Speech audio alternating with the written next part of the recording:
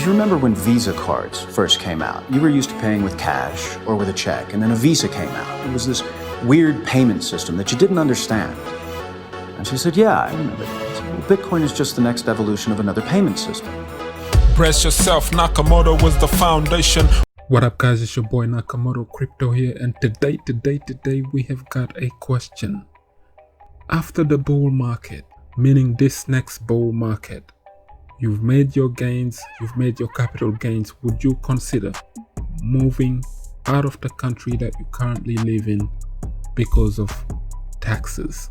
Check this out. This lady named Kathy is the founder of a business called Plan B. Basically, she has been helping Bitcoin bulls that have made a tonload of money during the 2017 bull market and have been taxed tremendously. So to avoid those taxes, she helps them get new passports and resettle into other countries that taxes fair pretty much, and they tax you way less than the United States pretty much taxes you, or wherever country that those Bitcoin whales were staying previously. So these were the guys between 2013 and 2016 accumulated a tremendous amount of BTC, and they have become millionaires in the process.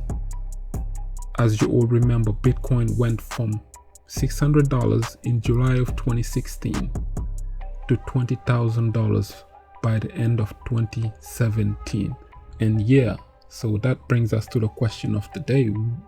Would you consider moving out if you made capital gains and then the government comes and say 25% of that, and you have no option but to move out to another country where you can spend your Bitcoin safely? It's a long article.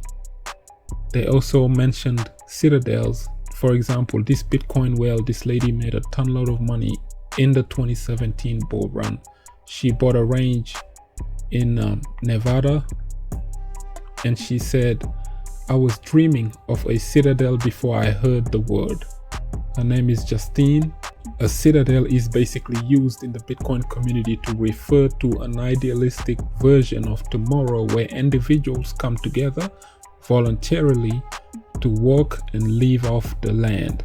The idea is to build a system that can exist with minimal contact with governments and corporations when discussing the partiality of building a citadel on an unimproved private island.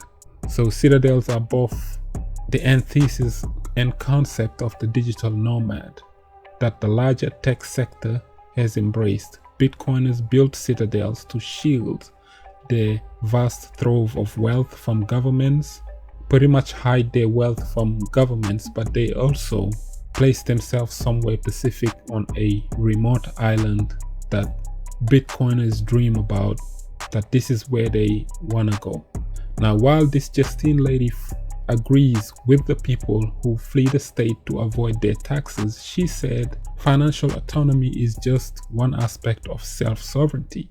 To become truly independent, sometimes it means settling down and building. So ultimate freedom comes with a lot of responsibility and taking ownership, she said. So she's now the owner of a small business in Nevada, United States.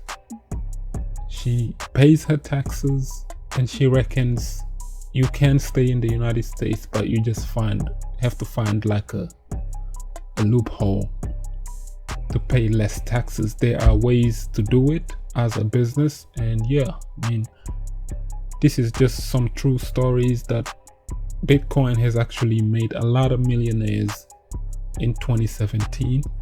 Back in 2017, those were the smartest people on the planet, in my opinion, as they have gotten super early. I'm talking 2013, 2014, 2015, when Bitcoin was not out there like that, and they were just slowly accumulating, and nobody was really talking about Bitcoin. There was no channels, no nothing, and yeah, that's how they made their money.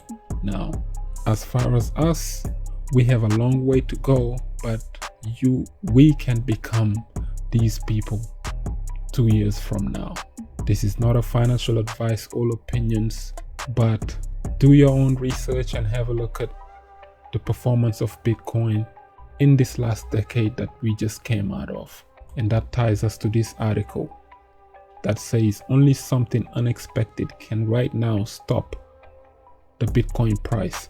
So tweeting in a summary of the latest Bloomberg Intelligence Committee primer on August 19, senior strategist Mike McClone revealed a clearly bullish stance on BTC, as Bitcoin has re-entered mainstream consciousness in recent weeks thanks to the price rises of BTC, which topped out at over 1-year highs of 12,400.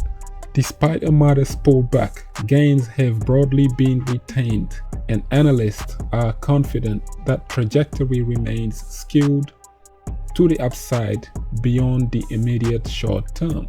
He says, quote unquote, that something unexpected needs to happen for Bitcoin price to stop doing what it has been doing for the most part of the decade, appreciating. It's just been going up and up and up and up. If you follow the BTC cycle from 2010 up until now, there has been nothing but appreciations. And this is the chart he showed, which confirmed it 2015, 16, all the way to now.